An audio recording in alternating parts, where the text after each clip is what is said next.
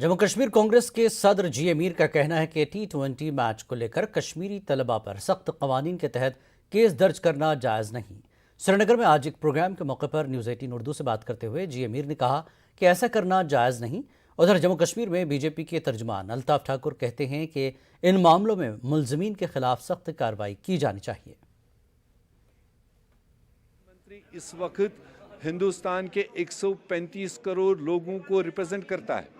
जब देश का प्रधानमंत्री ट्वीट करके मुबारकबाद करता है, अगर 135 करोड़ लोगों में भी किसी ने कहीं पटाखा मार लिया या किसी ने सेलिब्रेट किया, मुझे नहीं लगता है कि उसी प्रधानमंत्री के उसी के देश में प्रदेश में फिर उन नौजवानों पर उस तरह के संगीन मतलब FIR होने चाहिए। ये जमहूरियत का तकाजा नहीं। देखिए, गद्दार गद्दार होता है।